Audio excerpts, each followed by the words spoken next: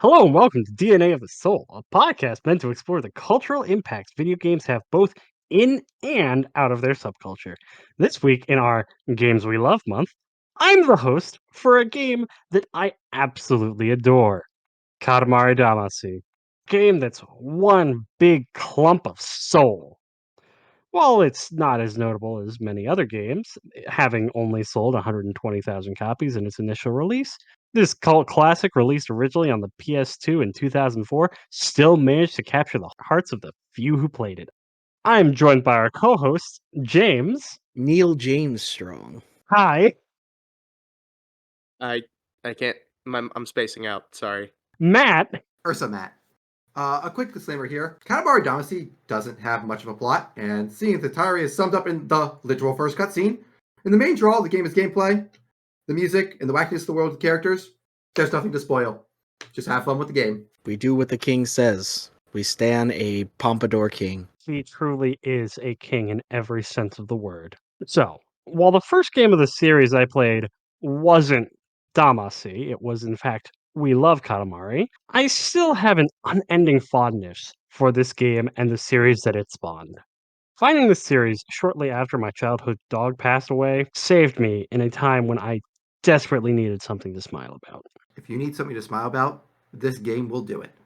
Seeing as it was probably the lowest point of my life and I was still laughing and smiling at this game, I'd say it's pretty damn good. So, background about this game. The creator of the series, Keita Takahashi, started the planning for Katamari to be a stealth action game with somewhat similar gameplay to Crazy Taxi. While he was working as an artist at Namco, he designed the characters, the King, Queen, and Prince of all Cosmos, to be characters in the game that he titled Action Drive. The gameplay revolved around the prince's hammer-like head to stun enemies and then stick a steering wheel to the back of their heads and drive them around like a car. Very fun. Very on brand. Yeah, imagining a world where we got that instead of Katamari is just wild to me because that sounds so different than what. They're still crazy as heck. Well, yes, but no ball. Keita would later be inspired by two of the game prototypes that Sony was working on at the time. One being a game about walking among power lines to get to other houses in a neighborhood, which, that inspired him to look at the world in a different light, whereas you're a tiny being such as the Prince of all Cosmos, who is only 5 centimeters tall. But this also made him think of life in a bit more whimsical of a way. The other one, which you might see where this came from, was being about pushing a ball into a goal at a sports festival. He just added the part where it got bigger as he went on. Okay, so the man literally was watching these two games, and he saw, oh, this is cool, this is a good way to look at this. And then he saw ball, and he's just like, well, what if I just hit the scaling button and just made it bigger, slowly and slowly? That is the best story for this game ever. Yeah, and it was actually a huge problem with programming because of every individual object had to be remembered, and that's why you eventually delete all of the inner items and only have the outer layer of the Katamari. So I can't be the only person confused here. What game is you referring to where you push a ball into a goal? At a sports festival? I assume we're talking about a Japanese sports festival here. Yes, it wasn't an actual thing that got made, it was just sort of like a tech demo that Sony had internally. But is it based off of a real-life game? Is Katamari real in real life? Are there Japanese students that play Katamari and we are woefully uneducated and do not share in that experience? I'm going to the internet right now to check. Carry on with the script, and I'll let you know later. After talking to a friend about his idea of combining these ideas, they went to their boss at Sony and they said, hey, we should build a game like this. And then he was like, yeah, that sounds great. Let's greenlight that. Let's make Katamari Damacy happen. There was a conversation at Sony that made Katamari Damacy happen. Somebody had to sit down with their boss and explain to them, so here's the thing. You're 5 centimeters tall and you're going to roll up the planet into a ball. And then you're going to push the planet to some other planets. And those are also going to be rolled into the ball. And that's the game. And he was like, yeah, go for it. I'd love that. And what an amazing game it is. Although it took a few years for it to get started, as Kato was in the art department and needed software devs before he would be able to get anything done. The team did manage to grab a few arcade devs who were about to lose their jobs as a result of not having any work, but it took some time to get it off the ground. But once he got his developers, during that development period, Sony didn't really give them an easy time, as they didn't really care that much about the project, so they didn't give them an updated dev kit. They believed that the devs could just figure it out. So a lot of the programming actually went on in Nintendo's GameCube developer kit because it was easier to do, even though the whole time the plan was to release it on PS2. I'm getting Yuji Naka flashbacks right now. I hope you guys know that. Petty withholding of resources for no other reason than, well, it's my dev kit, they don't get it. It's not like we can just magically create more somehow. That is a very much Japanese culture thing where they do not like, they would rather build the kits themselves than share them with someone else or like use someone else's. Like that's a big thing with fighting games. I think I've talked about this earlier where fighting games, net code's a thing that we use in American fighting games, but like the Japanese are like, we want to make our own versions of this. What a dev kit is, in this case, Matt, is that, you know how we have like the Xbox or the PlayStation? A dev kit is a console that you have at a software development firm. And the dev kit allows you to make the games with code where you can change things on that console. So they can't just make a console from scratch. That's unreasonable. Nobody can do that. Period. Oh, okay, I understand what you're saying now. It's okay, yeah. That makes a little more sense that that's weird. They just basically told him, yeah, so when you stick it in a PlayStation, it should just work. Good luck. Good luck. I will remind my co-host and the audience that this was Sony, the owners of PlayStation, who would not give them a dev kit for the PlayStation. Well, yeah, that's too much of a handout. You gotta do all that hard work yourself. Anyway, on to the very small plot that we have in this game. So, the story starts out with the king of all cosmos, a massive, godlike space entity, having a bit too much to drink. And then he goes for a quote unquote drive through space. While exercising his God given right to drive drunk, he happens to destroy every star in space. He did admit to having fun while doing it, though. After waking up and realizing his mistake, the king orders you, his son, the prince of all cosmos, to fix his destructive rampage. After all, you owe him for existing. So it came to the prince to be up to the task of rolling up stuff on Earth with his Katamari to remake the stars in space, one at a time. And ultimately, he would remake the moon. Godspeed, young prince. Godspeed. Also, there's like a So- tiny mini plot in between each of the main things that happen, where you watch someone like watching the stars be remade, but like that's not important. So why didn't the king just have him roll up the broken stars? That'd be too easy. He smashed them to smithereens. How are you gonna pick up all that little dust? You're 5 centimeters tall. Figure it out. Okay, but what's that dust gonna do to make a star? The point, I really feel like we need to get across to our audience that the point of Katamari is to do exactly that. You pick up minuscule things, and then you turn them into stars. That is the whole point of Katamari Damacy. Yes, but the people aren't using that stuff or themselves anyway, so might as well just make that stuff into stars. I think the king just wanted to see how many people would notice their stuff being gone, like in Goose Game. Oh, absolutely. The king is a bit of a trickster. So, speaking of the tricks that you can do in this game with its mechanics, it's pretty simple. The game tries to emulate controlling each arm of the prince individually with the control sticks so that you can push the ball left, right, forward, and back. You can also climb walls by pushing into them until you just do. And you can flip around, and if you shake the control sticks up and down, you can do a dash.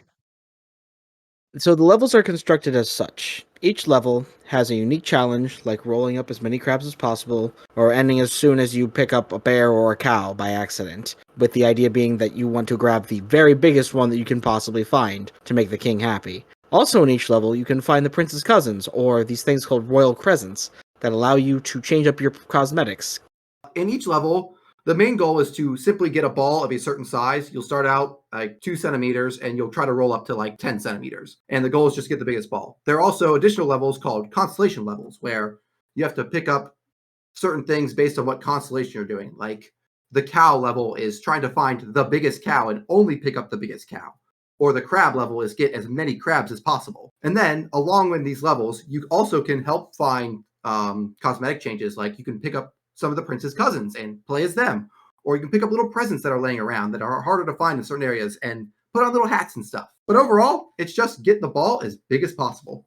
Now we're going to move on to a bit of trivia. Despite not meeting the sales records, it still outperformed most new IPs, and that made it get a sequel within 9 months of release, which is really impressive.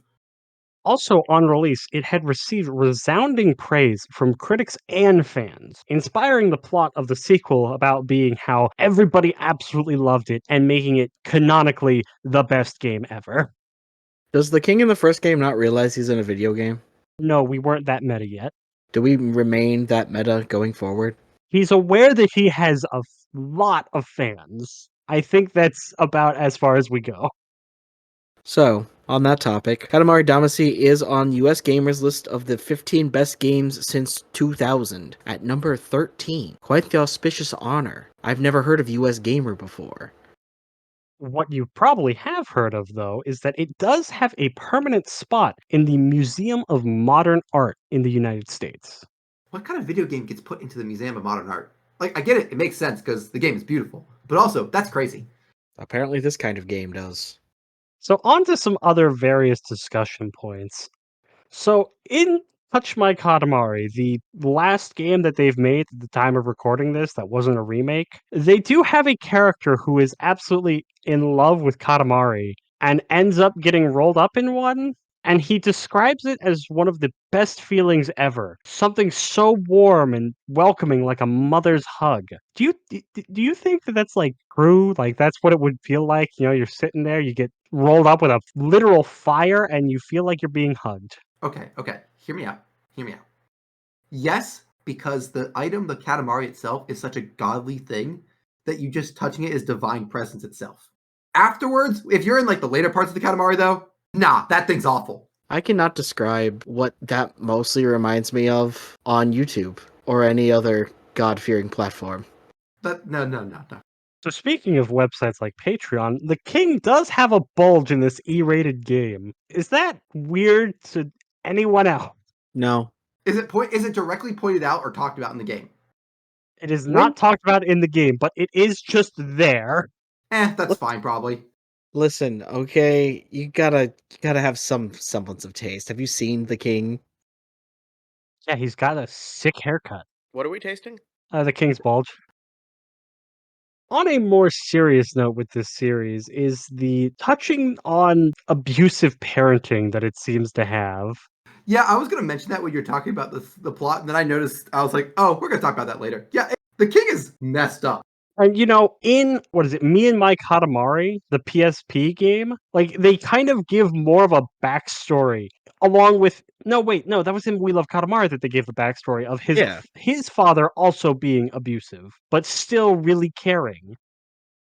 One thing that I want to talk about is lighthearted games not really being that much of a talking point anymore. Like, so much of modern gaming is so serious, so gritty, and has to have such a huge plot that's convoluted when really we can just go back to Katamari and every time that I pick this game up, I have way more fun than any of the serious, gritty games. I would like to say that I think that's actually part of the reason that Astro brought one game of the year is because it was such a lighthearted, fun game that wasn't like this gritty thing. It was just fun to play. I think that's why people absolutely love games like Pizza Tower and Anton Blast. If you don't know what Anton Blast is, dear viewer, please look it up. It's absurd. But I wouldn't say it's lighthearted. Pizza Tower has Mort the chicken. No, not Pizza Tower is lighthearted. I was thinking about Antamax. Anton Blast. Oh, I was thinking of a different game then. All right, last thing that needs to be talked about is my personal favorite part about Katamari, the music. If you haven't listened to the soundtrack of Katamari Damacy, just go look up Katamari Damacy OST. Put on the first song, Katamari on the Rocks, and just have the best time of your life. One of my favorite songs that's not one of the main themes of the games is the remix of Everlasting Love and You. That song just I always find myself humming that or oh what is it? Crap, I can't think of the name of it. There are a lot of good songs on the playlist. Like genuinely, they're all just fun, upbeat songs, and they will get you grooving and humming along to them. And some of them were written by the music director for the anime Lupin the Third. Did you ever find out which part of Lupin he worked on? I believe it was part 3. Good. Part 3 is a very good part. We're coming to our close now. As this is a DNA of the Heart episode, we will not be scoring Katamari Damacy. As this is the first DNA of the Heart episode, I will explain what that even is. DNA of the Heart means that the game being examined has not had a significant cultural impact in the West and has not managed to escape gaming as a subculture. In other words, with the chart and scale that we use on DNA of the Soul, it would not score higher than, say, 500 or 600 points, which would not be fair to scale those games against the other members of the chart. It's like comparing apples to oranges. Katamari Damacy is still a wonderful game. We still recommend everybody plays it and checks it out, but it would not look great being put up next to the others, because that's not what the scale is for. Our scale is not designed to work well with games that are primarily focused on one specific subculture, like Katamari is as a lighthearted game. Now, that is not to say that Katamari is not a piece of culture or a work of art. We are simply saying that Katamari as a whole, it is unlikely that the average person is aware of it or would be able to sing the theme song or would recognize the king at a glance. It's just not that kind of game. Which is very sad because it's a wonderful game. It deserves that kind of recognition. So again, thank you for joining us today. I was your host, Joe of All Cosmos. James, Yes. you have given me the reins on this episode, and I was wildly unprepared, but winged it anyway, and I thank you for this. You did great. You did absolutely wonderful. And I will take a quick moment here to say that next week we will be covering another DNA of the Heart, my favorite game. We will be covering the Elder Scrolls 3 Morrowind on our next episode. Joe, would you like to close this out? Thank you for joining us, and remember, stay ballin'.